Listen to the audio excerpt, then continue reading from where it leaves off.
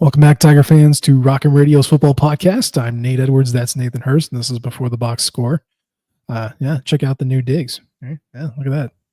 I moved heavy objects across town, and I'm in a new basement, in the echoey basement now. We'll figure that out at some point. But I'm back. A little break from you all. Hope you all were good. Nathan Hurst and Josh Matica held down the fort, so thank you to you both. Sounds like it was a good show. We've got a good show for you up for today. Got a couple commits, got a couple scheduling issues that we can talk about, but typical summer show. Nathan Hurst, how are you doing? Getting by, just kind of counting the days till I can say 1, 2, 3 Cancun. But, I can count all the days on one hand. So let's get through this, and I'll be on the beach before I know it. There you go. Yeah, we don't want this to stop you from a beach vacation, so we'll get to it.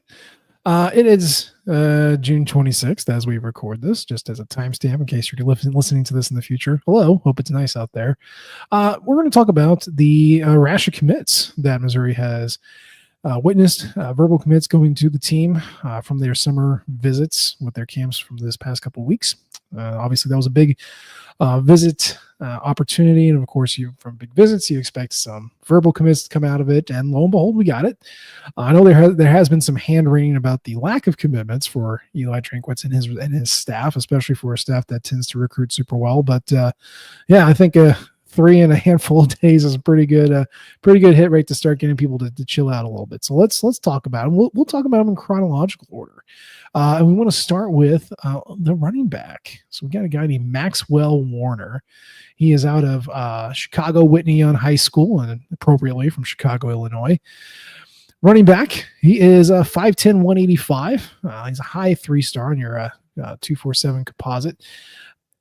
I watched his film. He does not look like he's 5'10". He looks like he's about 6'2". And if you watch the highlight tapes, you get some commentary from the local guys. They call him Mr. Inside. Now, if you don't know that reference, back in the 40s, World War II, Army had a Mr. Inside and a Mr. Outside when they ran the triple option for national championships. A big, burly running fullback at that time, and then a speedier running back that hit the outside. And apparently, Maxwell, Mr. Warner, is Mr. Inside, but he's got some scoot to him. What do you think about this commitment, Nathan Hurst? Yeah, he looks bigger than 6'10" or 5'10". I really like his vision. He seems like a definitely an Eli Drinkwitz zone running scheme, outside zone back. I mean, that's kind of that's why they went after him. That's why they wanted him. I think that's why he found Mizzou to be a place that he wanted to come to. Great vision, good runner. It's always hard speed wise. Again, when watching high school tape to see, like, this guy looks fast. How fast is he actually? I mean, is he fast for Chicago high schools, or is he fast for, fast? So that remains to be seen, but he's plenty fast enough to run up and down the field at will. But what really impressed me more was his vision, his ability to wait for vision and patience, wait for a hole to open. And then once the hole's open, hit it and get a lot of yards. Yeah. I mean, it's not complicated stuff. I do tend to trust the larger metro areas as far as talent accumulation goes.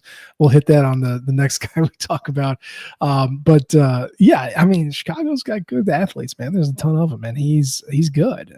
His first highlight, if you click on his huddle, the first one is him lowering the shoulder and knocking some kid on the ground, and then continuing the run for a touchdown.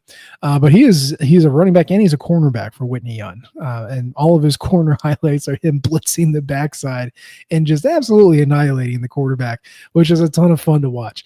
He does not project as a corner when you get to the college ranks, but still, it's nice to have that skill set. It's fun to see. Blindside blitzes, those are always fun to see.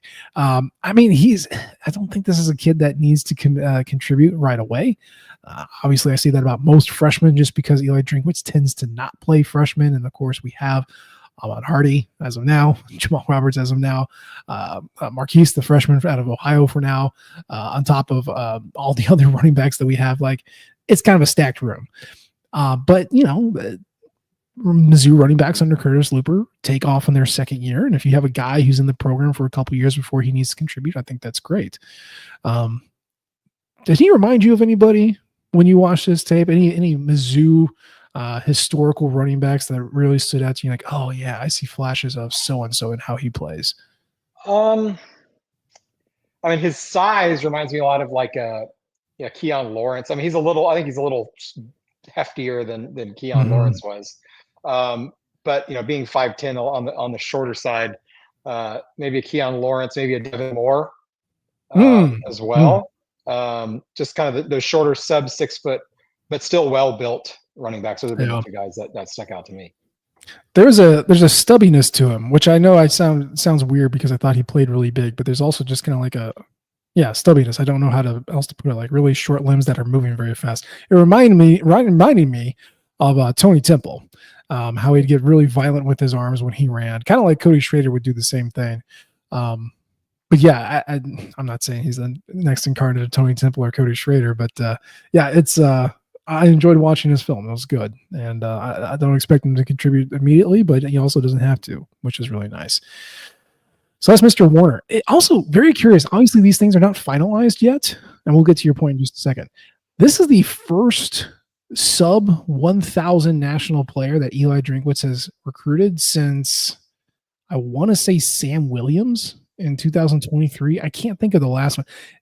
Kind of, I don't know. I mean, again, these rankings aren't finalized yet, but did you notice that, and does that interest you in any capability? I mean, if you kind of look at all the commits that they have, I'm looking through 247 right now. None of them are 247 4 stars. Now, Sidwar is a composite 4-star. Brady's a composite 4-star as well. But the overall ranking of the class to this point, and there's a long way to go, is definitely trending toward the more of the 3 stars. While in the previous couple of years we've been spoiled to more blue chip recruits. I think that is a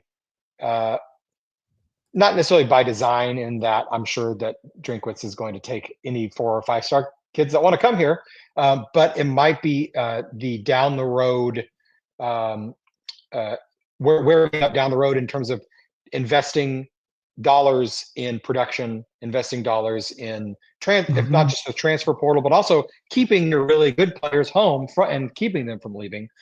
I think that's what we're seeing with this class, where he's certainly bringing in guys that he thinks can play and can contribute, if not their freshman year, then 2-3 years down the road.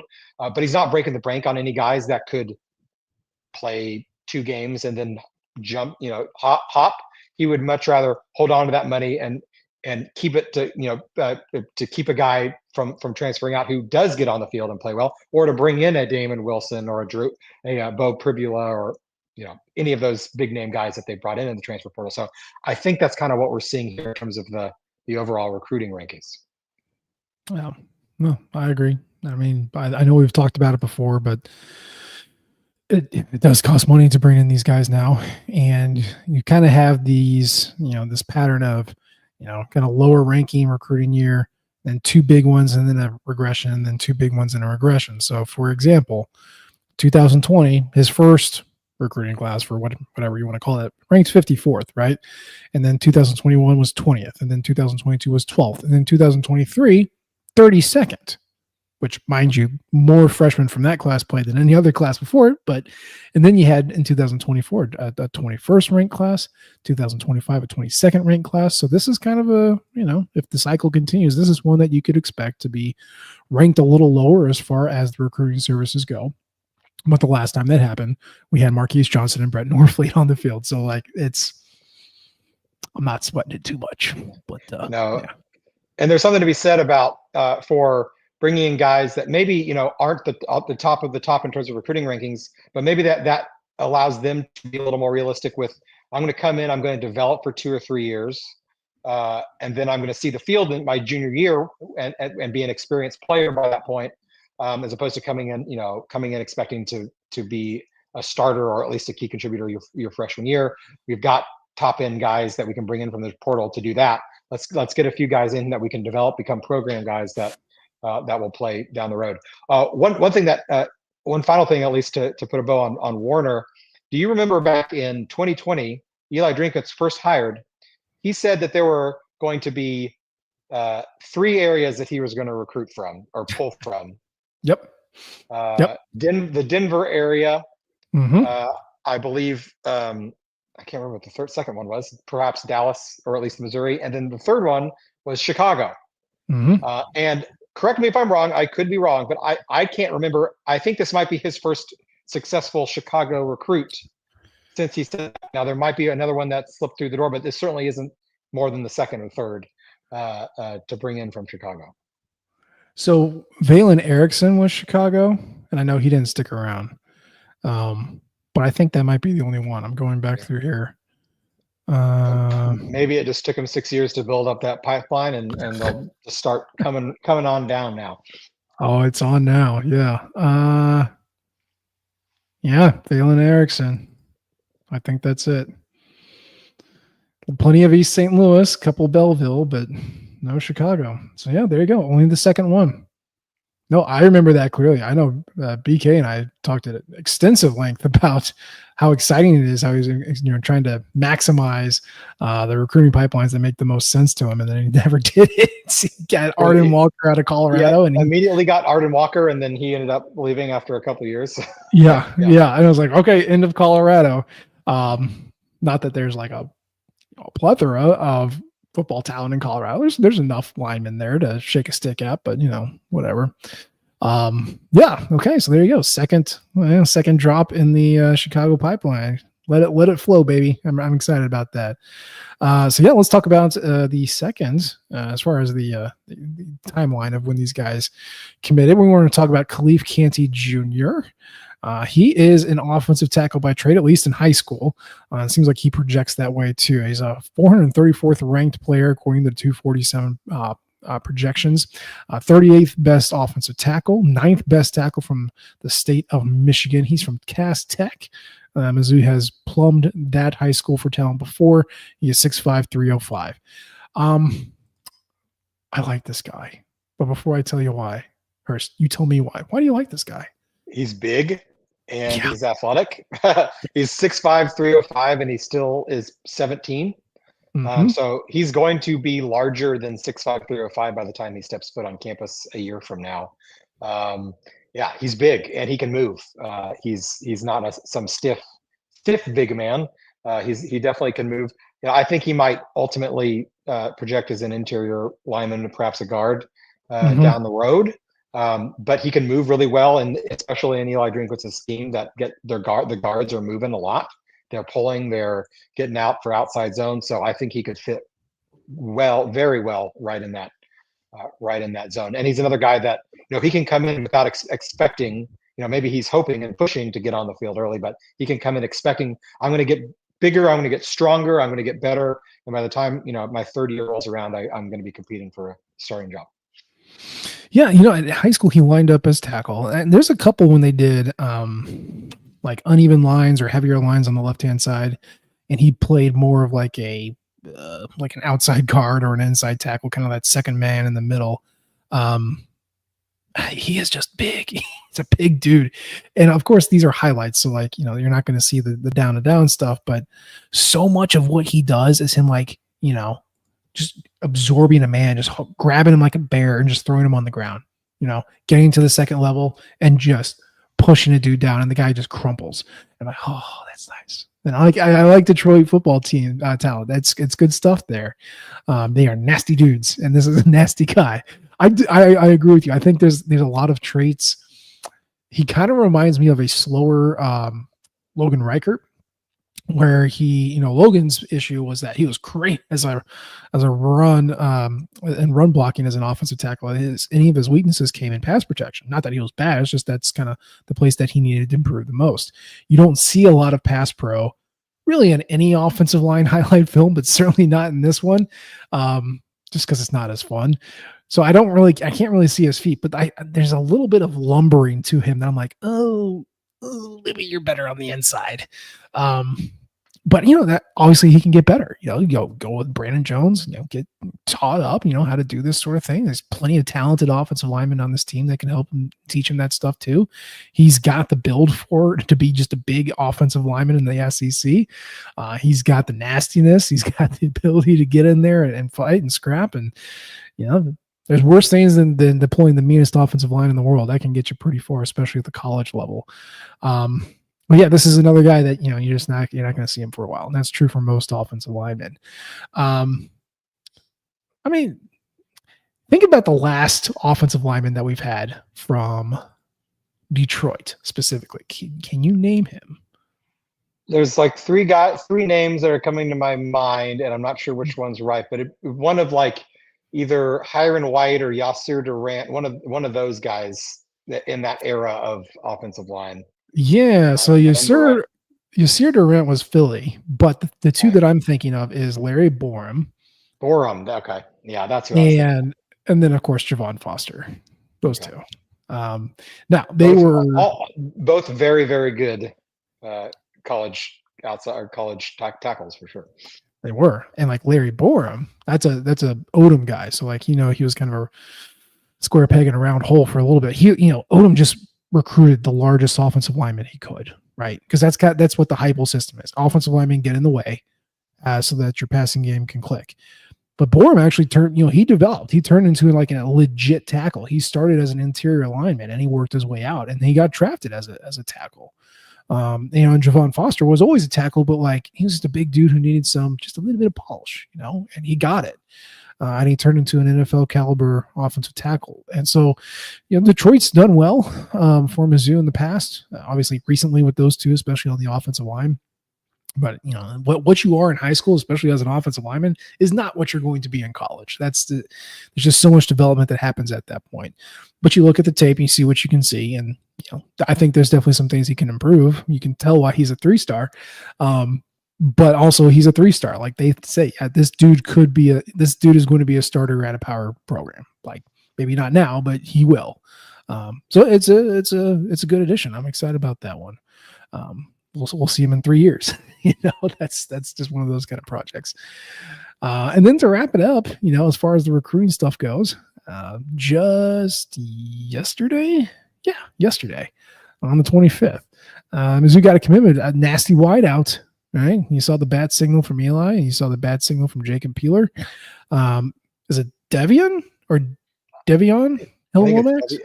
Devion would be my best guess. Yeah, Devion Hill-Lomax, wide receiver, Edwardsville, Illinois, so just across the river.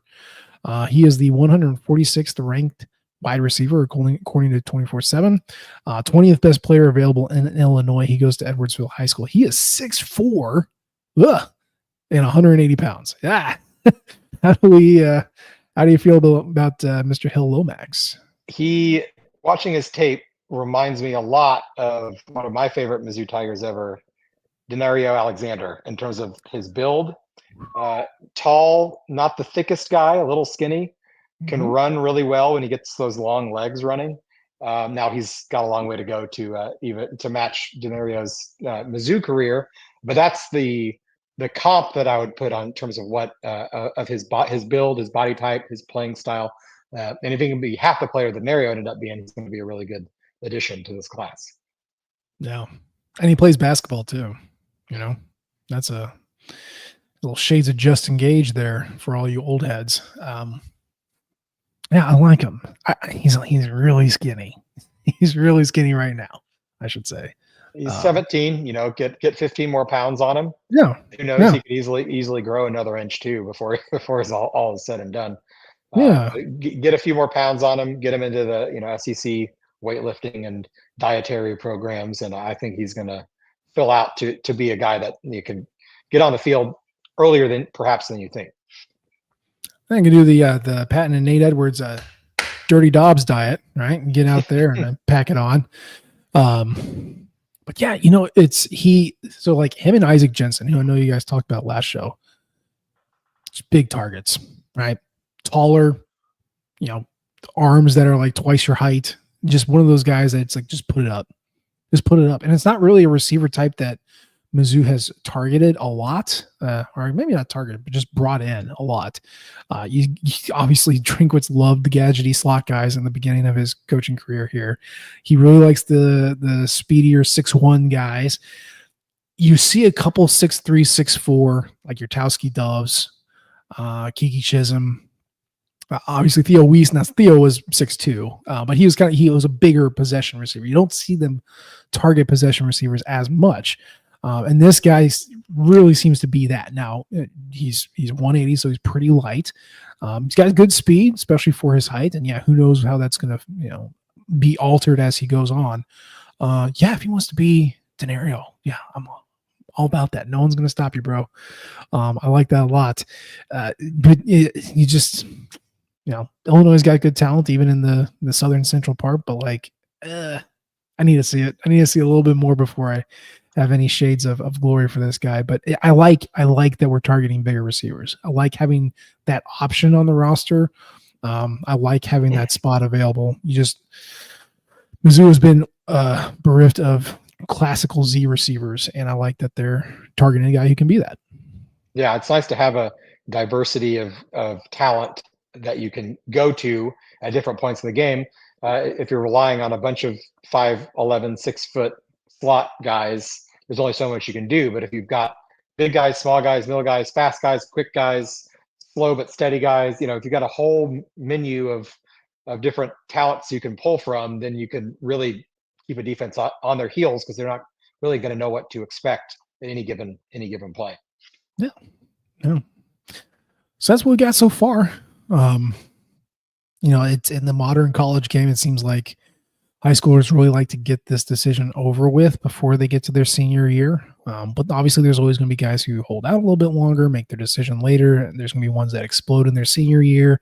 But I think coaches like to get this over with too, because they need to focus on the portal and who they can pull away from existing teams and fill out and figure out what they have on their roster. So, it's still important, guys. It just seems like every time Missouri football recruiting gets brought up on the internet, there's somebody saying it doesn't matter anymore. And I get it, that you're talking about a team whose staff has done really well in the portal. They also recruit really well. But we seem to have transitioned more to the portal wins. It's like, oh, well, we'll get them out of the portal. And that's true. That's absolutely true. I like that. But you still need to bring in a recruiting class. Okay. Even if it's a bunch of 3 stars, you still need to bring them in because you're going to lose, a tenth of your roster to portaling, depending on the season. And you need to have younger talent who's been on campus and can, fill in. You can bring in transfers, but much like a freshman, it takes them like a second year to see that leap. And if you keep relying on portal transfers, you're just going to be pulling from an emptying well. And that's not going to be good. So recruiting is still important. The teams that were in the playoff this year, most of them were blue chip ratio teams who recruit at elite levels. And I think that's going to stay the case. So this is probably going to be a downer or a lower ranked recruiting class just because that's kind of how the cycle works for Mizzou recruiting, but it is still important. You still need to bring in guys. And if you don't get them, you'll get them in the portal, but also bring in some high school guys. Is there anybody else? Who else are we on recruit watch for? I can't remember who else is one of them pushed him back to the 8th or something like that. Yeah, there was one that was I can't remember his name, was going to commit a couple days ago and decided to push back a couple weeks for who knows why. I think he just wants to have a big ceremony instead of just putting it out there on Twitter. So, whatever. That's great for him. I know that the Mizzou's been bringing in the last several weekends. They've had 15, 20 guys in on official visits. So there's going to be another string of recruits here or commitments here in the next week or two. I have to think. I bet by the next time we get together, there'll be at least 3 or 4 more guys that have hopped on board the train. Yeah, Javonte Smith is the guy. July 8th. Yeah. After prayer, thoughtful consideration, and talks with my family, I've decided to move my commitment date to Tuesday, July 8th, so he can be with his teammates. Sounds great. Maybe he just wants to shoot off fireworks before he can make his decision. Yeah, just don't pull a JPP, please. That's all I'm asking. Yeah. All right, so let's talk about the news item of the day. I have not really been able to see what the hullabaloo is from the peanut gallery, but the big news actually out of Illinois side of football is that the 8-game series that Missouri and Illinois agreed to on football has been reduced to 6. So they are removing the 2026 Missouri-Illinois game and the 2032 Missouri-Illinois game. Now, they keep the other 6. There is a home-and-home element. There is neutral site elements to it. It's still going to happen. It's just those 2 in particular are not. Thoughts? Go ahead. I mean, disappointing because I was very much excited about this. I mean, the rivalry will still be renewed, but playing the same rival team every year for a long stretch of time very much appealed to me. So that's disappointing. Also, kind of intrigued because both games that were knocked off the schedule were Illinois home games. So now it's both 2026 and 2032. Both of those were scheduled to be in Champaign, which means now the first time that the 2 teams will meet is 2027 in Columbia. Then in 2028, they'll meet in Champaign. And then 2029, they will meet back in Columbia. 2030, they actually don't play in 2030 because Colorado sneaks in as the kind of Power 5, Power 4 non-conference team. And then on 2031, they also don't play. They play Colorado and Kansas that year. So then they're back in 2023. Then 32, they don't play. Then 33, they do play again back in Columbia, I think. So they took, at least for the first stretch of games, they took 2 of the 3 games scheduled to be in Champaign out. So now there are 2 games in Columbia, or actually 3 games in Columbia, 1 game in Champaign as it sits now, which is very strange, which makes me think one of 2 things, maybe both are true. I'm not sure. First, this was Illinois wanting to cut these games off rather than Mizzou because they're losing 2 home games on their end. I can't think that if Mizzou came to them saying, hey, we don't want to play these games, they're not going to say, yeah, but we can cut games, but we're not going to cut ones that we're hosting. Unless Mizzou's buying them out, which that news will come out in the wash if that were to happen. But I don't see that happening. So the first thought was that, oh, maybe Mizzou went out because the SEC is going to go to nine regular season games and they need to cut out a non-conference game, which makes sense, except that they're cutting out those games in Champaign, which doesn't make sense. Because Illinois, as I said, Mizzou would have to pay a hefty buyout fee if they were going to cut, if those were the games they were going to cut. Or why not just take those games, put them into 2035 or whatever, when the schedule's not complete yet, and keep that as one of the 3 non-conference games. So the one thing I am sure of is that we're going to find out more about this as time goes on. Whenever, I'm sure the next time Drinkwitz is in front of a microphone or Laird Veach is in front of a microphone, they're going to be asked, or I hope they are asked that question as far as what was going on there. But I have to think there's going to be something more coming out, whether that means even more games are going to be cut, but these are just the first 2 that we found out, or they're going to be moved, or what. It just, there's a lot of questions there. The one thing that is nice though is that in 2026, next year, Mizzou had on the schedule playing at Kansas and at Illinois, which was very strange. I don't know which AD was in chair. I think Jim Sturk probably when those were scheduled, but that was not smart. So that is good. That is a good thing for Mizzou in terms of not having 2 road Power 4 teams, both programs seem to be on the up and up. Trending upwards, shall we say, at least in the current moment. So that's a positive. But all in all, I would much rather play Illinois than not play Illinois. Yeah, I mean, I'm also team play winnable games. Yeah, and to be fair, most of the time when Mizzou plays Illinois, it's a winnable game. Look, it has been for the past 20 years, right? They've not lost him since the second Bush administration. Kurt Kittner's like 1999 game or 2000 or whenever that. It was the year before Brad Smith started. Played, so I want to say 1999. Let's look things up on the internet during the podcast. That's smart. Okay, here we go. Last Illinois win was 1994. 94. Wow. Even Yeah. farther back. Yeah. So 42-0 in Champaign. That was a Larry Smith special. Yeah.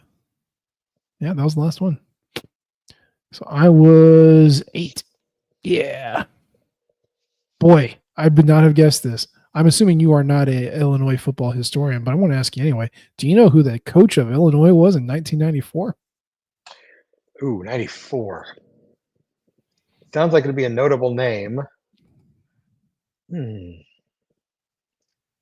Part of me would want to guess John Malkovich, but I think he was at Tech. He was just getting fired at Texas at that point. So I don't know who else it would be. It'd be a gentleman named Lou Tepper. Lou Tepper. Okay. Yeah. Doesn't ring any bells for me. Does not ring a bell for me either. Again, not a Louisville football guy. He played for Rutgers. He was a defensive back in the 60s, it looks like. And he was coach at Illinois from 91 to 96. He was 25, 31, and 2. And he replaced John Malkovich, looks like. So I guess I had it backwards. Malkovich went from Illinois to Texas. That's right, because then he went from Texas to Arizona, which was very strange. That is very strange. Yeah. But yeah, it looks like Mr. Tepper was a football coach until 2010, where he coached at some place called IUP. Oh yeah, Indiana University. Purdue. Oh yeah, Pennsylvania. Yeah, Crimson Hawks. Go Crimson Hawks. Yeah, cool. Anyway, 94. So the first Clinton administration. That's the last time Mizzou lost to Illinois. They are 17-7 against the Illini who fight. But yeah, I mean,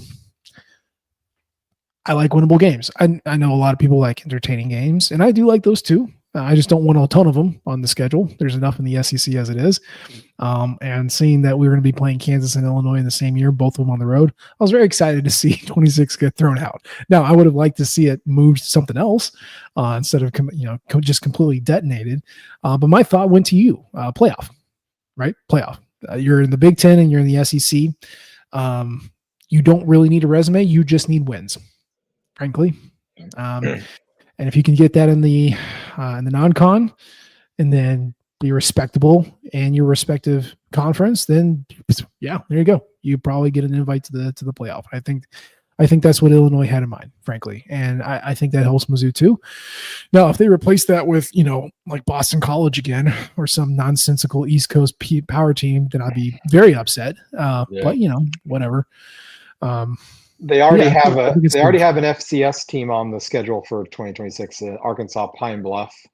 Okay, APB. Yeah.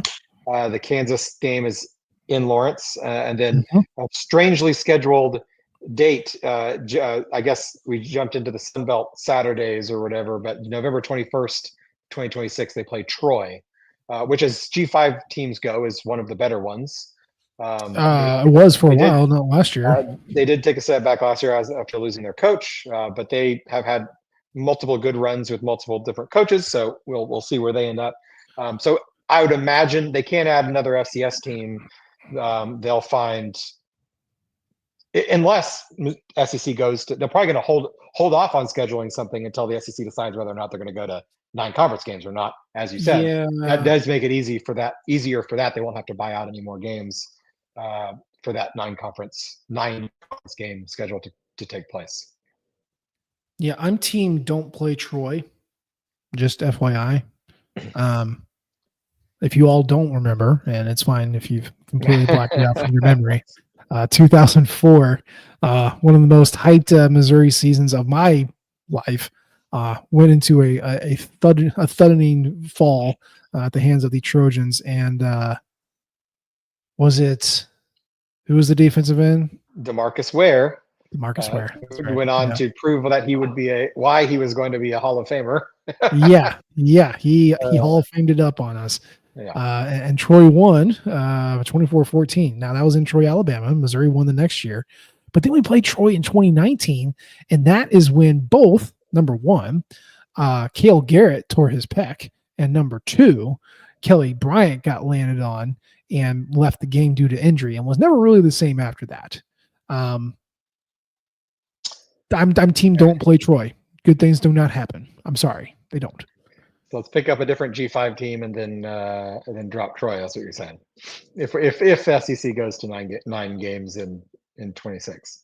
I would rather play the USC Trojans than the Troy Trojans. Just that's where I stand. Yeah, at least there's stakes to the USC ones.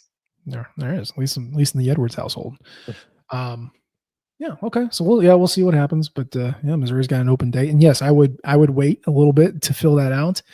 Obviously, dance cards get punched up pretty quick to a ludicrous degree. But let's keep it open for a little bit. Let's figure out what the schedule's going to look like. How are you feeling about Mizzou football? It's June 26th, like we said. We're 12 weeks away from kickoff. How are you feeling? Not a whole lot different than I was back in January. I think when after the winter portal had come and gone. I'm feeling cautiously optimistic that this is a competitive team. That this is I've kind of had the expectation of an 8-4 as an acceptable record for the program at the edit stage and what it's returning and what it's losing. So I'm kind of holding that. I'm thinking like if this is as of now an 8-4 squad, pending what the offense looks like, and we're not going to really know for sure till the second week of the season. But if the offense takes a step back, even from the poor performance they had last year, which I expect it to do because of the amount of turnover they've had, 7-5, 8-4 that's kind of what this squad looks like. Yeah, I mean, Missouri was very lucky last year. Let's call it what it was. They won 10 games. They absolutely won 10 games. I know they did, but the way that they played, they're viewed more as a 7-win team, maybe an 8-win team if you choose to round up. Like that was the caliber of team that they put out on the field, and they won 10 games anyway because there's a horseshoe square up Eli Drinkwitz's ass that only falls out every once in a while. I was asked to go on Texags a couple of days ago, and David Nuno was talking about, asking about the offense and how I feel about it. And I was with you. I was like, dude, this is an 8-4 team. Not only is there just regression to the mean as far as one-score wins go, as far as luck goes, but there's question marks at every level of the offense. Quarterback, transfer. Running back, transfer. 3 of your offensive line, transfers. Best wide receiver, transfer. Tight end, well, you still got your tight end. But he was injured last year. There's just too many questions. I think you can default to 8-4, 7-5, 8-4. And I would be good with that. We are overdue for a fallback at this point. And maybe Eli Drinkwitz is the coach that bucks that trend and says, no, the lucky horseshoe stays up the butt and we can keep winning 10 games year after year. And that would be great. I would love to be wrong. I get this feeling of 8 wins. Just because I don't know what the offense is going to look like. I feel like it's going to regress. I feel like we're going to be in just another year of defensive slugfests that are going to have to be won late. And I don't know if we have the quarterback for it. And if we do, then perfect. I feel better. But I just don't know. And until you figure it out, I'm good with 8. I'm good there. A lot of unknowns. The home wins that were should have been easy, but weren't as easy last year. Are now road games. So Vanderbilt on the road. That's not going to be an Arkansas easy game. On the road. It wasn't last year. Arkansas on the road. Auburn on the road. And then, the home games Oklahoma. are now much harder. Oklahoma on the road, of course. I mean, you have Alabama, A&M coming here. Most likely not going to win either of those games. At Oklahoma, most likely not going to win that game. And then one of those 3 road games, Vanderbilt, Auburn, Arkansas, if they sweep those 3 games, you're looking at a 9-3 team. Yes. The chances of them doing that are very, very slim. I think that's much more likely they go 1-2 in those games. And then you're looking at, got to beat Mississippi State at home, got to beat South Carolina at home, which are doable. But South Carolina's going to be good. So, they're going to be a good team. So. I don't want to crap on this season. I don't want you to not get excited about it because I truly am. Be prepared to lose to Vanderbilt. Yeah. Just be prepared. I'm kind of expecting that to be a loss at this point. We'll see how the season starts, but I have penciled in a loss for that game. They return, not only do they return Diego Pavia, which is really all you need, and Jerry Kill, but they return everybody. they had so few losses from their roster. Now, still 20 guys, but none of them played. And they brought in a great D3 receiver who does everything. He's like Jeremy Maclin, D3 Jeremy Maclin. And they add that to Eli Stowers, Diego Pavia, and Cedric Alexander. Like, dude, we're going to lose to Vanderbilt's going to win some games, and they're probably going to beat Missouri. Just prepare yourself. Prepare yourself. That's all I'm saying. So on that happy note, say something nice, please. I can't. We're only 9 weeks from college football. Is that good? Is that right? They would make that number up. I think 9 weeks. I think it's 9 or 10. We got all of July, all of August. No, wait, August 31st. Is that week 0? August 28th is Mizzou's first game. That's right. On Thursday. So that's 4 weeks. 4 weeks. Yeah. No, we're 9 weeks away from college football. So we're in the single digits of weeks. There you go. Damn, look at that. The new college football video game comes out in 2 weeks. That's another positive. Look, man, no. So I'm going to be a brat. They didn't put my last name on the cover. I'm not going to buy it. Yeah. It was right there. That was a Michigan jersey, but it had my last name on the cover. It was meant to be. And now they didn't do it. So screw them. It's an easy fix, EA. Yeah. If you want my $80, just change that and I'll do it. I'll buy it. I have heard it's like more of a patch to last year's game than anything else, but I feel like that's kind of sports games in general. Yeah. So we'll see. Here's what you do. You buy it and you tell me if it's worth it, and then I'll buy it. As far as I know, they're updating the formation subs, so you can now actually change who's playing for formation, which is the one thing I really wanted and thought was lacking in last year's game. So if that's the case and that's updated and new rosters, I'm good. Last year's game was good enough. So if that's all they improved, I'll be happy with it.